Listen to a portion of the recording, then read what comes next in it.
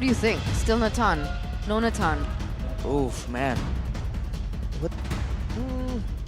I If they think go for Natan, makes sense. Geek can go for Beatrix again.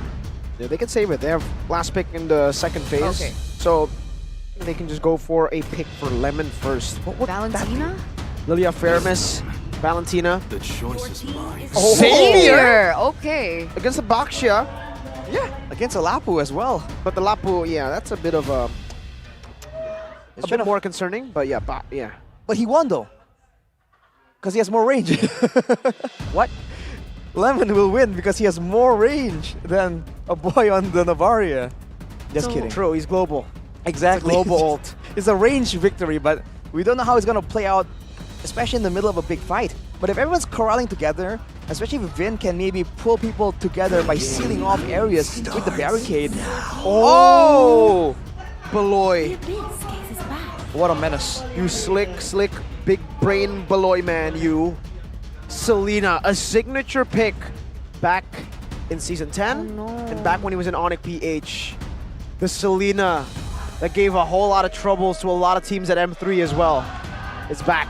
And the combo with the Novaria as well. Exactly. That makes it a lot worse. And the Xavier is going to be very vulnerable to this. Unless he stays at base. I mean, technically. Yeah, sure. Okay. Gold lane for Skylar now. Alchemy.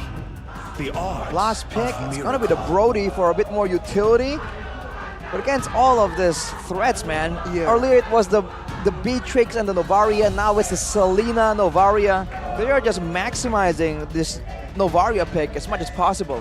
This is a completely different ball game with these choices from both of these teams. If Geek can look for a snowball with a pickoff coming in from Selena in the early game, that's definitely something that they can work with. If it ends up into the late game, they can work with the Novaria combo as well. Meanwhile, RRQ, with the Brody being picked up, do they not need to snowball from the early game? They kind of do. But they can just play for mid-game too. They can just wait for that power spike to hit and then go for brawls. They are a pretty good team fighting comp. Oof.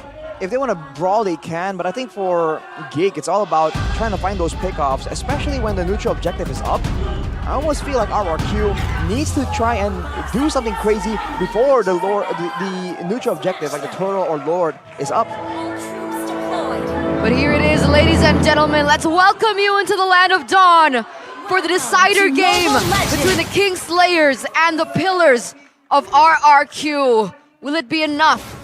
Will Lemon, as well as Vin, be enough to break the 5 consecutive win that the King Slayers have built for themselves? The decider is here, the decider is now, and we will be able to answer it very, very soon.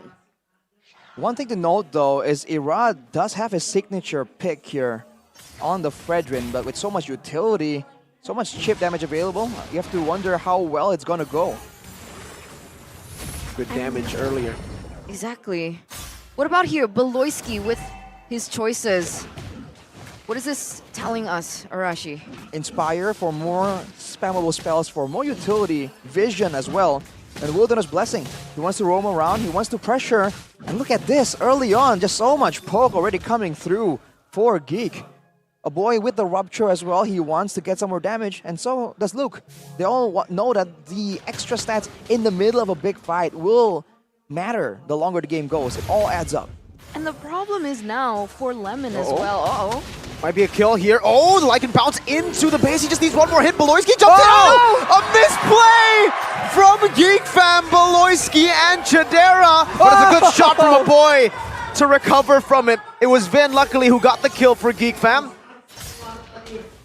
And that's a 1-for-1 trade here. A boy goes in for a little bit more, still able to get out. Doesn't do any more damage onto Skylar, but there it is, the early trades packing in. And the fact that Beloyski and a boy are an ongoing threat already in the early game, especially we know Selena pre-level 4 already has that amount of impact. Uh-oh. You can see that they're buying a lot of time as well because Lemon cannot necessarily walk. He has to kind of rotate around the buff, around the blue buff if he wants to go to the top and the side lanes. Yeah, there's a lot of danger lurking in for GeekFam, but look at this 1v1. Yeah, forcing the Black Dragon form from Banana. Finn already very low. Beloyski picks up the kill, and Hazel looks for the retreat battle, wins it out against Irad. Irad is forced to run back. Banana to the Poissons, now popped by Hazel. Lemon trying to zone them away. Irad's trying to recover and take it away, but I believe it was Hazel still who got that green creep. Well, Irad has more EXP, so I think he got it. A bit too close though. The point is, GeekFam are the ones pressing the tempo, and with a Brody, Skylar has more to say, and he did kind of set up that outplay on the bottom side of the map earlier. But aside from that, nothing really can happen against a Roger, and the mid lane, that's usually so important, so impactful. With Lemon being on the Savior, it's going to be so slow to really ramp up in damage. Later on though, maybe it will be valuable enough to just concede all this control in the early game. But that requires them to push it to the late game, does it not? And in that late game, as compared to a damage coming out from a boy, well, I guess it depends, right? If he goes for something that can draw down the cooldown, there is a possibility that he can outmaneuver this, but this... A flicker to Chidera, wake. Oh, dodges away from the Tornapart memory on the Lycan! Pounce! And now with the wild charge defensively by Vin, Chidera was able to take that kill away, and Irad now gets shot down. One more hit, and the trap connects, slows him down. Another arrow from Beloy. Wow, Chidera, that was extremely well played. Lycan Pounce to dodge from the Tornapart memory. Beautiful. Wow, the outplay is coming in from Chidera. Remember, the guy who was the first team marksman, was it last season? Gold lane. Wow, Geek now having full control. RRQ are definitely just losing tempo and losing options right here. Even Irad, with all the early pressure he's trying to exert, he's just losing it out to Hazel, 2 levels behind. Are they going to keep going for a neutral objective fight? Are they going to go for some trades? They have options available. It's not too far to come back from 2k gold. 2k gold, but also a 2-level difference between Hazel as well as Irad at the moment. They want to go for the 50-50. That is extremely risky by RRQ. A boy nearly was able to steal that away, but here it is. RRQ. They're opening up vision, but no, they don't want to commit. I think it's too much of a risk if they do go for it. It's just a constant harassment coming in. Look at GeekFam. They weren't trying to go for a fight. They weren't trying to go for an engage. They saw the Black Dragon form. They just step back and say, hey, just walk up a bit further so we can actually hit you with our spells. And then once you're done, then we'll go back in. They're playing this poke-heavy playstyle really, really well. And without a real front line, with a lot of regeneration or a lot of tankiness, RRQ are absolutely feeling the pressure. And unfortunate for them, their composition kind of relies on big ultimates and big objective takes. That's why I think the Enchanted Talisman being brought in by Lemon will do them wonders, right? If he's able to spam out his ult in the later stage of the game, I think it does have a similar impact with a boy, with the Astral Spheres. And look at Hazel using the damage reduction just to stand in front of Skylar, soaking that damage in. Beloy forced to flicker out. That turret in the mid lane is a tickle away. All right, another factor you have to think about though is the fact that Geek only have a Baxia. Well, they have a Baxia and a Lapu as a front line, but the Lapu isn't exactly a frontliner. So later on, like you said, if Lemon can start dishing back some harassment, or if RRQ can get enough resources to fight reliably, there isn't really a front line that GeekFam can use to really stall. And Skylar can hit multiple people at the same time with how the Brody works with the Tonapart memory. So there are still ways for sure, but RRQ are slowly but surely falling behind in the gold lead department. Yeah. That's the big concern. 4K already, Arashi. It's a little worrisome. As, there you go.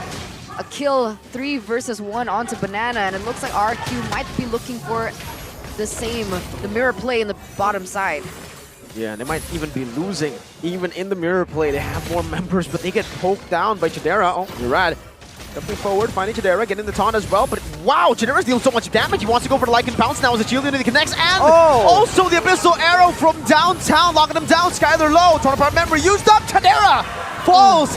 The combo with Lemon. Luke, bravest fighter, Luke! Cancelled out with the wild charge. Now a stun onto Lemon. Now also going on to Lemon under the turret, forcing a flicker out. Lemon gets out and outplays Luke over. to Geek and Beloy. It's not done yet. Boom. Oh, here's dive out. 2 valuable kills, I guess, taken by RRQ. The gold lead for GeekFam was at about 4K. Now it's back down to 3.5. Geek are still on track with their game plan. With the mid turret taken down like that, there are more ways for them to just hide in the jungle. More ways for Beloyski to be really annoying, to be putting down some abyssal traps in the jungle of RRQ. And while we have some time here, player head-to-head between Chidera and Skylar by our app GoPay. Higher KDA for Skylar, higher GPM as well, but Chidera with the teamfight participation, that's where he really excels. RRQ like going for skirmishes where Skylar can really show off his mechanical skills. But GeekFam, they like going for this calculated all-in, like multi-member teamfight where Chidera is content not taking the spotlight. And usually they try to buy enough time for Skylar to ultimately carry in the later stage of the game, right? Which is why maybe he's not as involved as Chidera. A difference in gameplay and timing. But back to this game, it's now still a 4K gold lead for GeekFam. And the oppression of the Abyssal Arrow is insane. And the traps coming in, there's absolutely no visibility that RRQ can work with. Oh my god, the Dawning Light comboed in with Irad's damage. Now onto Beloyski, still able to kite away, and the Abyssal Arrow too. One shot away, a good stab over, but Irad, if he gets chunked, if he gets traded in for just a roamer, I don't think it's worth it. Vin hits the wall, but that's just it. Only the wall. Aggressive play from RRQ, but for a roamer, surely that isn't worth it. With the next objective spawning in 10 seconds, Irad will be able to roll in. But what can RRQ do? They use so much just to secure a kill onto the roamers, and that's without the team. That was GeekFam unprepared, reacting to an unexpected play. So what do they do, right? I mean, I guess that's already a good trailer as to what we're about to see, right? They're able to utilize Lemon's damage from that kind of range to start something to build up for something, and for Skylar to go for the finish, perhaps. But this Lord dance doesn't look like it's going in favor of RQ at all. They're being zoned out completely. Oh my god, wait, the Lord? Hold up. Wait, hey, Lord? Lord? Happy feet? Lord dancing? Wait, Whoa! wait. Ladies and gentlemen, hold up. That is... What? Wait. Now with the taunt over. Beloyski taken out. The Lord is still bugging out. Look at the bits of it all. Still able to get out. This might actually...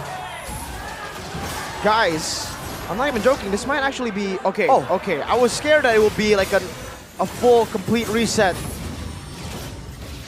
But it's back. We're back. Okay, Hazel's 2 levels above. No Beloy in Black Dragon form. Luke as well with Brave Spider now looking for an opening. Has been going to be taken very low. Boy in the back. Also taken down by Banana of all people. That's a retreat battle. Irad wins it in the end. And GeekFam back away, but... Oh man. That's a big steal. A crazy turn of events right there. Both EXP laners diving in, but a boy gets taken out by Banana right there. With the Lord right here, that's another front line to take some of the poke damage. That works absolutely great for RRQ. Irad now getting jumped on. With a Brave Spider there, Skylar stealing a whole lot of damage. Short of memory 2 comboed in. The stun into the wave. Skylar gets the last hit, and RRQ will be able to utilize that advantage. Oh, and then Abyssal Arrow onto Banana. No more though. I thought it was on Skylar, but Luke was able to defend Skylar away from it. But what initially looked like Geek's entire objective to win, with RRQ picking it up, that's actually taken away that gold lead by just a bit, right? 3K now, as compared to what was almost a 5K gold lead for Geek. And RRQ, they're going to be able to push that topside turret, not until completion, but that does buy RRQ a little bit of time and a little bit of a win. And look at how much they're respecting GeekFam and their potential. They could have gone for the topside turret, but they back away, just concerned about the punishment coming in. But oh man! That's the combo, man. That's how disgusting it can be. They used the Sphere and Renner Apathy combo earlier. Now it's the Arrow and the Sphere. Is Beloyski building damage? Well, he has a Divine Glaive and a... Okay, Is that a Starlium? Yes, it is. so damn It's it. a Starlium. That allows him to actually do true damage when he uses his ultimate, which is the Shapeshift. So hey, that could be a kind of hidden exploit, quote-unquote. But looking at the items, Look at it's Chidera. a more normal build for Chidera with the Has Claws, so that's a lot more sustainment. So a lot of DPS is required to take him down. But aside from that, Lemon though, with the Truncheon, that's the damage coming back in. It hits more people, it can be spammable as well, and in a full-on long-duration fight, it could be better. Whoa! A random flicker in. He thought there would be more members there. Abyssal Arrow now connecting onto Banana. Astral Spirit locking him down, and Roger just picks him up with a Lycan Pounce now, looking for more. Purifies in. Luke goes in for the stun, unable to find more. Skylar's low, very, very low. Beloyski's looking for the arrow to finish him off once and for all. An Abyssal Arrow into the shield unity, and Irad gets comboed. To hell all the way. Vin almost gets shot down too. That was insane. So unlucky. Vin Super. went for the big play there, but he flickered over Hazel.